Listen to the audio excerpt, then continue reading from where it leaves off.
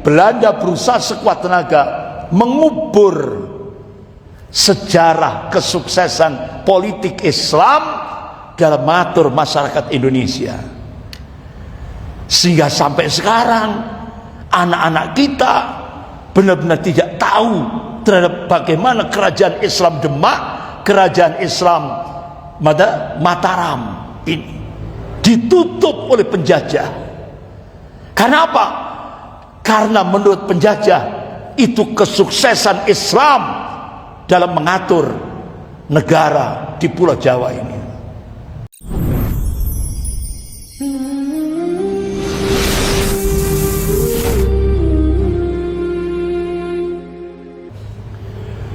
Asyhadu an la ilaha illallah wahdahu la syarika lah wa asyhadu anna Muhammadan abduhu wa rasuluh. Ya ayyuhalladzina amanu taqullaha haqqa tuqatih wa la tamutunna illa wa antum muslimun. Ya ayyuhan nasu taqu rabbakum alladzi khalaqakum min nafsin wahidah wa khalaqa minha zawjaha wa batha minhuma rijalan katsiran wa nisaa. wattaqullaha alladzi tasaaluna bihi wal arham innallaha kana 'alaikum raqiba. Ya ayyuhalladzina amanu taqullaha wa qulu qawlan sadida yuslih lakum a'malakum wa yaghfir lakum dhunubakum wa may yuti'illaha wa rasulahu faqad faza fawzan 'azima. Amma ba'd. Fa inna asdaqal hadits kitabullah wa khairul hadi hadi Muhammadin sallallahu alaihi wasallam wa syarrul umur muhdatsatuha wa kullu muhdatsatin bid'ah wa kullu bid'atin dhalalah wa kullu dhalalatin finnar. Masyarul muslimin rahimakumullah, malam ini kita membahas satu tema tasyakur 80 tahun kemerdekaan Republik Indonesia. Bapak-bapak, ibu-ibu yang dimuliakan Allah, sejarah dengan berbagai ibrah atau pelajaran yang dikandungnya teramat penting untuk kita simak. Ulama-ulama salaf, di antaranya Al-Imam At-Tabari rahimahullah, beliau juga seorang mufassir, Ibnu Ishaq rahimahullah, Ibnu Sa'ad rahimahullah, dan ulama-ulama Ahlus Sunnah yang lain telah menjadikan sejarah itu sebagai profesi ilmiah. Kenapa? Karena persoalan yang terjadi pada masa lalu itu perlu ditelaah untuk memahami masalah ummah atau problematika umat yang terjadi hari ini. Sebaliknya, untuk memahami kondisi kekinian atau kontemporer, kita perlu setback, menengok ke belakang, membuka sejarah. Bahkan untuk memahami sejarah masa lalu pun itu terkadang memerlukan pemahaman tentang kekinian, atau dari, kalau di kalangan ulama-ulama fikih itu fikih waqi'iyah, realitas kontemporer. Bahkan Allah Subhanahu wa taala mengabarkan tentang hukum perulangan sejarah, itu berlaku umum. Sebagaimana Allah kabarkan dalam surah Al-Fat ayat 22 sampai 23. A'udzubillahi minasyaitonir rajim. Sunnatullahi allati qad khalat min qabl wa lan tajid sunnahi tabdila. Jadi kata Allah, sunnatullah itu sudah berlaku sejak dulu, dan kalian tidak akan pernah melihat, menyaksikan perubahan akan sunnatullah. Artinya apa? hukum perulangan sejarah itu berlaku umum. Artinya sejarah akan berulang. Itu yang dikabarkan oleh Allah Subhanahu wa taala. Akan tapi warna dan kualitasnya yang berbeda. Itu yang dikabarkan oleh Allah Subhanahu wa taala. Begitu juga Rasulullah sallallahu alaihi wasallam, bisa kita lihat dalam kitab Sahih Muslim bab Al-Fitan wa Syaratus Sa'ah. Bagaimana Rasulullah sallallahu alaihi wasallam mengabarkan tentang apa-apa yang terjadi sebelum yaumil kiamah. Secara rinci sekali Rasulullah kabarkan. Dan tidak ada yang tersisakan. Apa kira-kira hikmah yang bisa kita ambil? Ya kan? Apa-apa yang akan terjadi sebelum yaumil kiamah, Rasulullah sudah kabarkan. Itu salah satu hikmah yang bisa kita ambil agar umat Islam ini tidak menjadi mangsa bagi musuh-musuhnya. Oleh karena itu Rasulullah SAW mengabarkan apa-apa yang akan terjadi sebelum yaumil kiamah. Bapak-bapak, ibu-ibu yang dimuliakan Allah, sejarah amat penting dalam perjalanan peradaban manusia. Di tengah masyarakat ini, sebagai pelajaran hidup yang telah dilalui oleh pendahulunya, selain untuk mengungkap jati diri satu bangsa atau peradaban, sejarah juga sebagai bahan motivasi, spirit, semangat, dan sekaligus juga sebagai bahan introspeksi. Kalau dalam bahasa kita, jangan sampai mukmin itu masuk lubang untuk kedua kalinya. Nah, ini sebagai bahan introspeksi, muhasabah. Bahkan supaya tidak terjatuh di lubang yang sama. Itulah hikmahnya. Jadi mengulang kesalahan yang sama yang pernah dialami oleh generasi sebelumnya. Oleh karena itu sejarah pasti akan selalu terulang dengan aktor yang berbeda. Bapak-bapak, ibu-ibu yang dimuliakan Allah, jangan melupakan jasa ulama. Apa? Jas hijau. Jangan melupakan jasa ulama. Kalau ada istilah jas merah, jangan melupakan sejarah. Kalau jas hijau itu jangan melupakan jasa ulama. Karena kemerdekaan Indonesia ini merupakan perjuangan para ulama, ya. Dan itu sejarah, nggak bisa dihapus. Contoh, Indonesia ini kan proklamasinya di Jakarta, tapi yang ngusir penjajah Jawa Timur. Itu kan diawali oleh ulama, yaitu Hadratus Syekh Hasyim Asy'ari rahimahullah. Ketika beliau membangkitkan risalah jihad, sehingga muncullah peristiwa 10 November Surabaya. Dan Bung Tomo di radio RRI sampai beliau memberikan satu statement dengan kalimat apa? Saya membangkitkan semangat jihad kaum muslimin di Jawa Timur. Ternyata kalimah takbir, Allahu Akbar, Allahu Akbar, Allahu Akbar. Bapak-bapak, ibu-ibu yang dimuliakan Allah, jadi jangan melupakan jasa para ulama. Contoh lagi, ini pin Laskar Hizbullah. Jadi pinnya biasanya ditaruh di dada pin. Nah, itu. Jadi Laskar Hizbullah itu dulu diberi nama Barisan Keamanan Rakyat atau TKR, Tentara Keamanan Rakyat.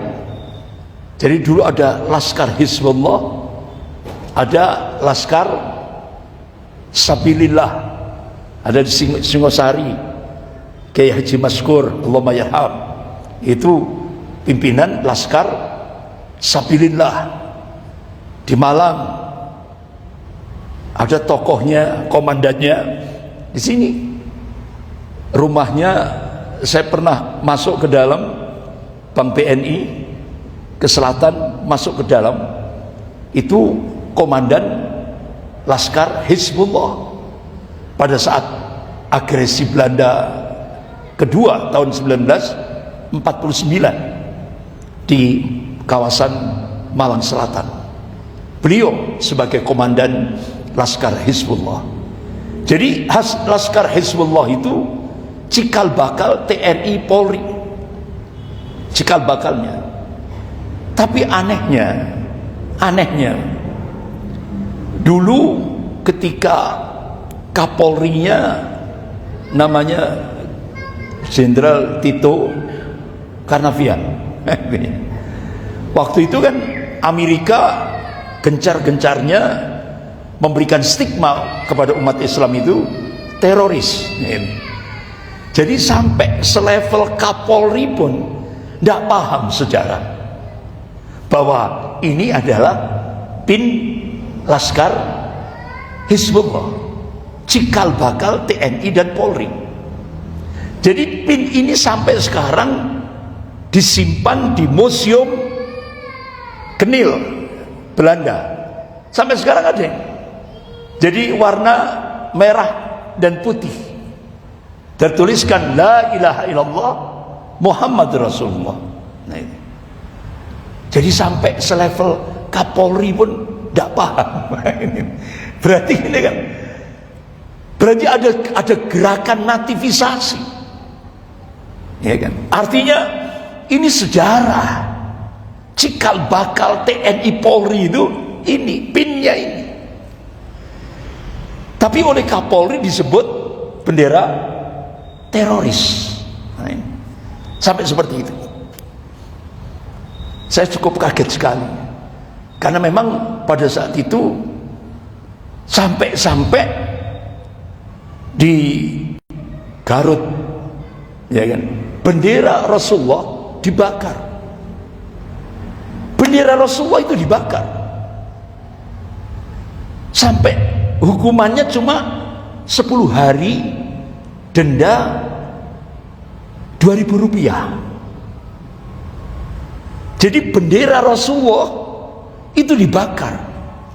Hukumannya cuma 10 hari denda Rp2.000, seperti bayar parkir. Sementara di Nganjuk itu bendera ormas dibakar, langsung dihukum 5 tahun penjara. Berarti bendera Rasulullah dengan bendera ormas di Indonesia lebih berharga bendera ormas. Sampai seperti itulah pemahaman umat Islam di Indonesia. Parah sekali. Bendera Rasulullah yang warna putih, la ilaha illallah Muhammad Rasulullah. Astagfirullah. Inilah keprihatinan kita. Bapak-bapak, ibu-ibu yang dimuliakan Allah. Ini Laskar Hizbullah, cikal bakal TNI Polri. Itu dulu masuk koran. Jadi 60 juta kaum muslimin Indonesia siap berjihad fisabilillah. Ya, million itu dulu juta, iya kan? Juta. 60 juta Laskar Hizbullah ketika melakukan perlawanan terhadap penjajah Belanda. Ini pinnya seperti ini. Nah, sampai sekarang ada di Museum Leiden, Belanda. Bapak-bapak, ibu-ibu yang dimuliakan Allah. Oleh karena itu, Bapak Muhammad Natsir, Allahumma yarham, Perdana Menteri Republik Indonesia yang pertama pada masa Orde Lama, beliau menegaskan bangsa ini berhutang kepada para ulama. Beliau ini adalah pencetus NKRI, Negara Kesatuan Republik Indonesia. Makanya satu negara, 3 proklamasi. Indonesia ini satu negara, tapi proklamasinya 3 kali. Yang pertama 17 Agustus 1945, Soekarno Hatta. Kemudian 7 Agustus 1949, Kartosuwiryo. Kemudian 17 Agustus 1950, Bapak Muhammad Natsir. Sehingga akhirnya sampai hari ini Indonesia menjadi NKRI. Jadi satu negara, 3 proklamasi. Nah, itu Indonesia. Ya. Bapak-bapak, ibu-ibu yang dimuliakan Allah. Oleh karena itu, Panglima TNI waktu itu Pak Jenderal Gatot Nurmantio, beliau ketika diundang di PP Muhammadiyah, beliau tegaskan Indonesia merdeka karena umat Islam.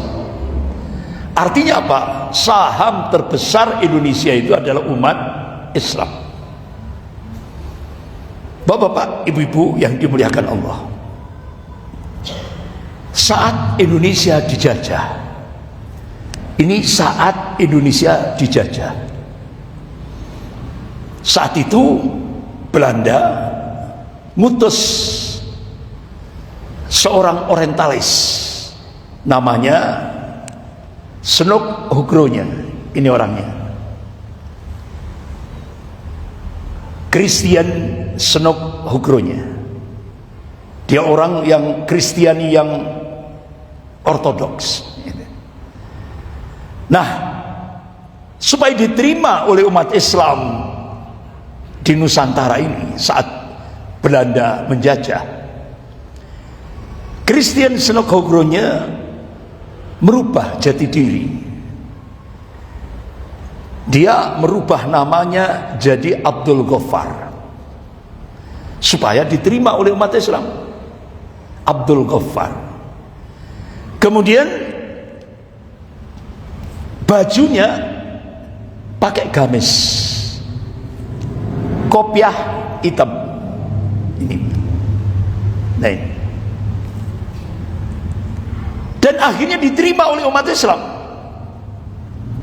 Padahal Kristen Snok Hugronya ini sampai mati tetap Kristen. Tapi saat Belanda menjajah Indonesia, Christian Snok Hugronya merubah nama jadi Abdul Ghaffar. Dia merubah jati dirinya sebagai seorang Muslim. Nah, akhirnya ketika dia diterima oleh umat Islam, Christian Snok Hugronya melakukan riset. Ternyata saat Indonesia dijajah, ada 3 kelompok Islam di Indonesia ini. Yang pertama, Islam ritual. Islam ritual. Ini mayoritas di Indonesia. Islam ritual. Jadi setelah sholat, selesai sholat, sudah selesai. Tidak ada. Artinya ada perlawanan terhadap penjajahan. Tidak ada. Yang penting selesai sholat, sudah selesai. Ini mayoritas di Indonesia. Islam ritual. Kemudian yang kedua ada Islam sosial. Islam sosial ini kata Christian Snok Hugronya, dia sudah mulai masuk pada wilayah ekonomi. masuk ke wilayah ekonomi. Jadi untuk menghadapi penjajahan Belanda, umat Islam yang masuk wilayah ekonomi ini selangkah lagi dia akan memusuhi penjajah. Ini jumlahnya sedikit sekali. Kemudian yang ketiga, Islam politik. Ini jumlahnya sangat-sangat sedikit sekali. Rata-rata mereka menunaikan ibadah haji. Jadi zaman penjajahan itu yang haji itu kan bisa di Memesak Malang itu mungkin 1-2. Itu langsung oleh penjajah Belanda sepulang dari haji langsung dicentang. Ini musuh penjajah. Jadi rata-rata umat Islam yang naik haji pada masa penjajahan itu sudah langsung kena sentang musuh penjajah Belanda. Dan itu sangat-sangat sedikit sekali. Nah, akhirnya dari riset yang dilakukan oleh Christian Senokogoronya ini, dia mengambil satu gagasan. Bila tidak dapat menjadikan umat Islam meninggalkan agamanya, maka yang penting bagaimana umat Islam tidak menerapkan syariat Islam. Ini cita-citanya Christian Senokogoronya. Jadi setelah mereka melakukan riset ini tadi, bagaimana caranya agar pribumi tidak menerima Islam, minimal dia tidak menerapkan syariat Islam. Itu pantangan bagi penjajah. Artinya apa? Christian Senokogoronya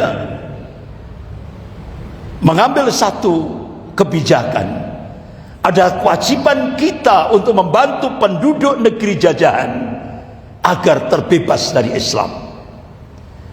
Jadi penjajah dulu itu mengatur strategi bagaimana pribumi ini tidak mendekati Islam. Kenapa? Islam itu satu-satunya agama yang anti terhadap penjajahan. Islam itu satu-satunya agama yang anti terhadap penjajahan. Sehingga akhirnya Belanda mengatur strategi. Bagaimana strateginya supaya pribumi ini tidak menerima Islam.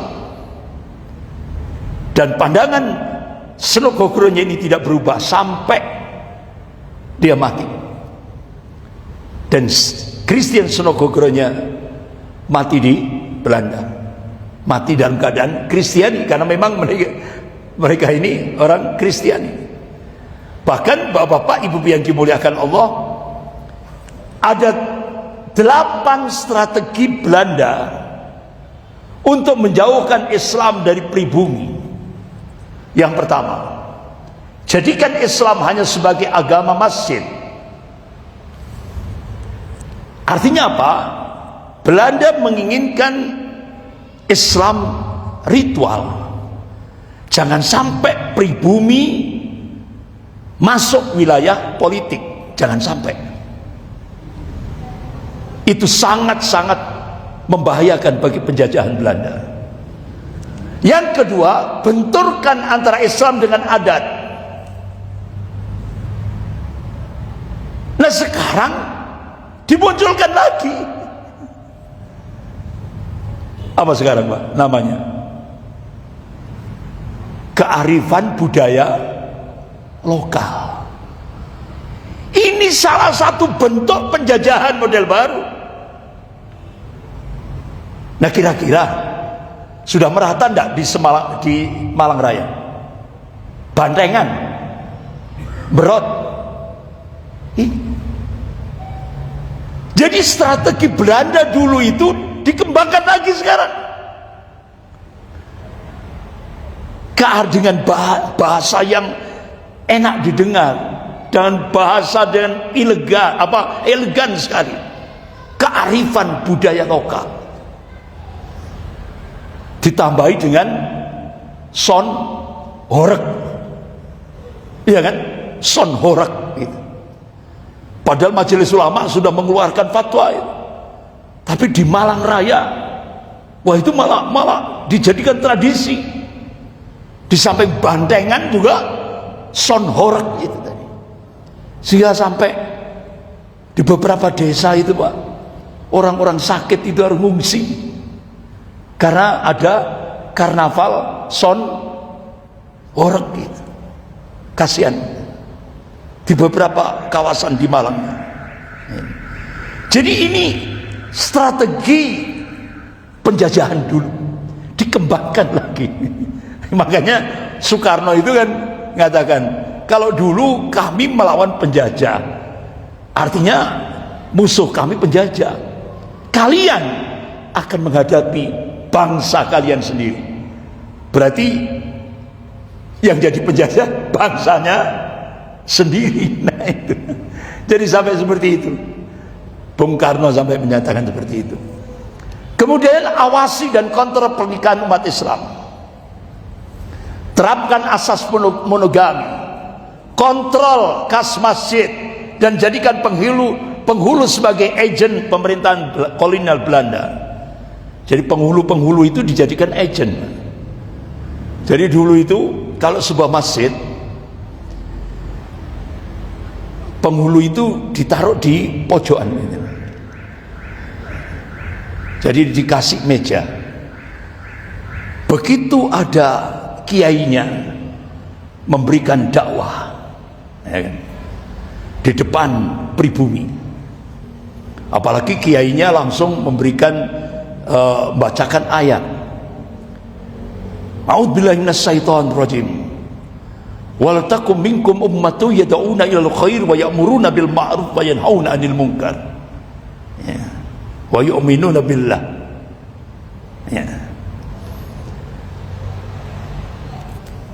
Langsung yang penghulu yang di belakang itu, hentikan, jangan diteruskan, karena itu ayat amar ma'ruf nahi mungkar, itu sangat membahayakan bagi penjajah. Jadi penghulunya itu langsung stop. Nah kiainya ini nyalinya agak kuat, nyalinya agak kuat, diteruskan. Qala Rasulullah sallallahu alaihi wasallam, man ra'a minkum munkaran falyughayyir bi yadihi, fa illam yastati fa bi lisani, fa illam yastati fa bi qalbi, wa dzalika aful iman.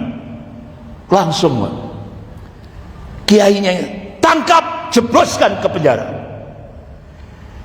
Jadi kondisi seperti itulah saat umat Islam dijajah oleh Belanda.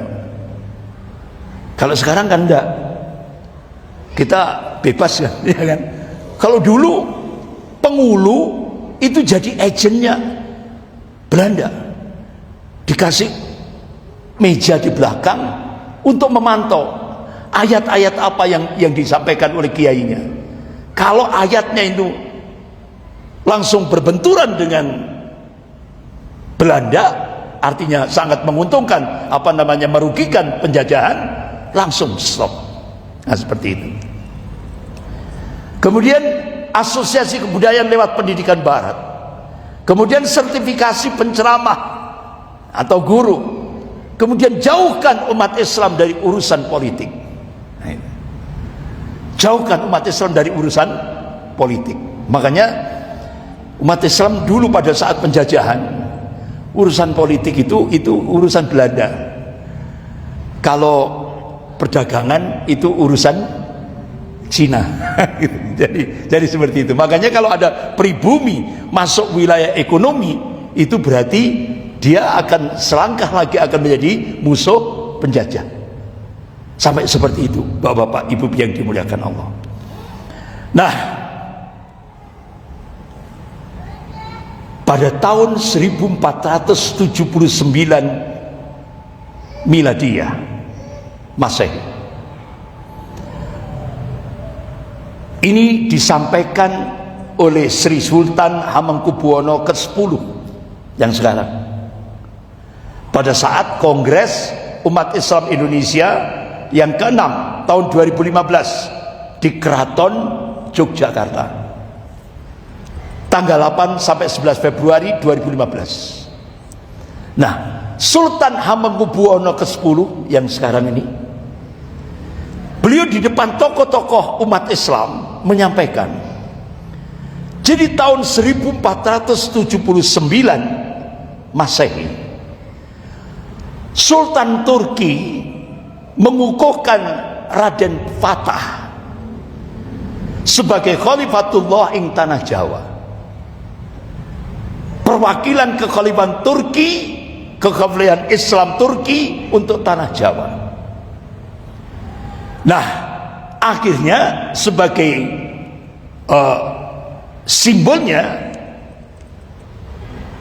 kekhalifahan Turki Utsmani waktu itu memberikan bendera warna ungu kehitam-hitaman, bertuliskan La ilaha illallah dari kain kiswah Ka'bah. Kemudian bendera warna hijau dari kain kiswah Ka'bah bertuliskan Muhammadur Rasulullah. Nah, dua bendera ini sampai hari ini dipegang, disimpan rapi oleh Sultan Hamengkubuwono ke-10 yang sekarang namanya Gubernur Yogyakarta. Itu artinya apa? Di Jawa ini tahun 1479 Masehi itu sudah ada kerajaan Islam Demak yang menerapkan dasar negara, yaitu berdasarkan Al-Quran dan As-Sunnah. Itu tahun 1479. Makanya Presiden Prabowo ketika kedatangan Presiden Turki Tayyip Erdogan menunjukkan bukti bahwa hubungan Turki dengan Indonesia itu sudah dijalin sejak tahun 1479 Masehi. Bapak-bapak, ibu-ibu yang dimuliakan Allah, siapa yang mengangkat Sultan Raden Fatah? Ini bukti-buktinya. Jadi pada hari Senin ini kan, karena di saat dulu itu Jawa ya Pak ya, jadi pada hari Senin Kliwon malam Selasa Legi, ini tanggal 11 malam 12 Rabiul Awal 860 Hijriah, bertepatan 16 Mei 1482 Masehi, dengan sengkalan warna sirna catur Nabi, maka secara resmi Kadipaten Demak berubah menjadi Kesultanan Demak, dan Raden Fatah atau Adipati Bintoro dilantik menjadi Sultan Demak oleh Sunan Ampel. Jadi kekhalifahan Turki Utsmani minta kepada Sunan Ampel untuk melantik Raden Fatah menjadi Khalifatullah ing tanah Jawa. Ini Pak. Jadi menurut Atmor Darminto dan didukung oleh Wiji Saksono, rekaman peristiwa ini mengandung isyarah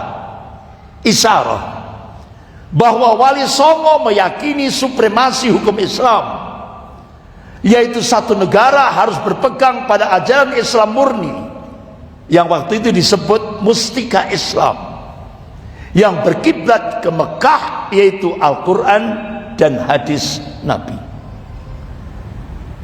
Jadi itu sejak 1482 Masehi atau 12 Rabiul Awal 860 Hijriah. Di Jawa ini sudah muncul kerajaan Islam Demak. Akan tapi bapak-bapak, ibu yang dimuliakan Allah, cerita ini sampai sekarang tidak pernah diajarkan pada anak-anak kita, cucu-cucu kita. Sampai sekarang anak-anak SMP, anak-anak SMA diajari kerajaan Sriwijaya Buddha dan kerajaan Mojopahit. Sementara kerajaan Islam yang lebih dulu muncul dihilangkan. Inilah jahatnya penjajah itu. Jahatnya penjajah Belanda itu seperti ini. Sehingga bapak ibu cek di cucu-cucu kita, anak-anak kita yang duduk di bangku SMP SMA, yang paling hafal itu kerajaan Sriwijaya dan Mojopahit. Gak pernah dikenalkan bagaimana kerajaan Demak Islam. Nah, bahkan bapak-bapak ibu yang dimuliakan Allah, kerajaan Demak tidak hanya mengatur masalah pernikahan dan ibadah, melainkan juga masalah waris, muamalah, jinayah, hukum pidana, siasah, politik, hukum acara peradilan dan lain-lain, di mana aturan-aturan tersebut didasarkan pada hukum Islam, tidak sebagaimana konsepsi Senogogronya yang memisahkan urusan ibadah dan politik. Itu. Makanya bapak-bapak ibu yang dimuliakan Allah, Senogogronya berusaha mengubur sejarah Islam. Jangan sampai diajarkan kepada anak-anak Islam. Makanya sampai sekarang anak-anak kita dijejali kerajaan Sriwijaya Buddha, kerajaan Hindu Mojopahit. Itu sudah. Inilah jahatnya penjajah itu seperti itu. Bapak-bapak ibu yang dimuliakan Allah, bahkan setelah Kesultanan Islam Demak berdiri, para wali songo itu menempati jabatan sebagai pujangga Dewan Suro. Jadi wali songo itu dulu berperan menjadi ahlul hal wal aqdi, Dewan Suro kerajaan Demak. Sampai akhirnya bapak-bapak ibu yang dimuliakan Allah, dibuatlah film Wali Songo, ya kan? Isinya mistik. Isinya kan mistik. Tapi bagaimana Wali Songo mengatur kerajaan Islam Demak sampai kerajaan Mataram Islam, itu tidak pernah diungkap. Ini jahatnya penjajah Belanda. Jadi bagaimana Wali Songo mengatur kerajaan Demak sampai Mataram Islam, sampai sekarang itu disimpan oleh penjajah di Museum Leiden Belanda. Ini Pak. Sehingga akhirnya sampai sekarang yang diajarkan kepada anak-anak kita kerajaan Sriwijaya dan kerajaan Mojopahit. Ini tanggung jawab kita. Jadi bapak-bapak ibu yang dimuliakan Allah, jadi dulu Wali Songo itu ada yang jadi jaksa, yang mengku perdata atau sebagai yang terhormat termasuk jaksa penjaga perdata atau undang-undang. Jadi para wali selalu mengawasi sultan dalam memegang mandat menjalankan roda kepemimpinannya. Khusus Sunan Giri, beliau dipanggil dengan sebutan panata agama, penata agama, ya, sekaligus memangku jabatan sebagai penghulu. Beliau menyusun peraturan-peraturan ketataprajaraan dan pedoman-pedoman tata cara di keraton.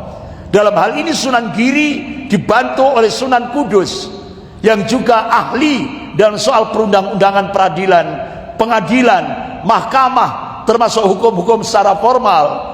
Mereka merumuskan masalah siasah, jinayah, pidana yang meliputi had, kisos, takdir, termasuk perkara zina, aniaya, akdiyah, perikatan, kontrak sosial, syahadah, persaksian, termasuk perwilaan, perwalian, masalah imamah, kepemimpinan, siasah, politik, jihad, perang sabil, kompetisi dan panahan, sampai panahan pun, ya kan? Begitu juga nadar, perbudakan, perburuan, penyembelihan, akikoh, makanan, masalah bid'ah dan lain-lain.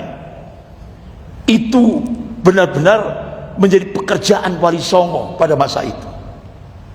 Ya. Sementara rajanya namanya Sultan Raden Patah. Nah itu. Jadi bapak-bapak, ibu-ibu yang dimuliakan Allah, ini benar-benar dipraktekkan. Islam itu sudah dipraktekkan sejak tahun 1479 pada masa Raden Patah. Bahkan sehingga akhirnya berlakulah hukum Islam sampai kerajaan Islam Demak yang wilayahnya itu mulai dari Madiun, mulai dari pada tahun 1557 tentara Demak menguasai Tuban, Wirasari, Purwodadi, Jawa Tengah. Kemudian tahun selanjutnya menyerang Madiun sekarang, kemudian Blora, Surabaya, Pasuruan, Lamongan, Gunung Penanggungan, Kerajaan Kediri, Sengguru.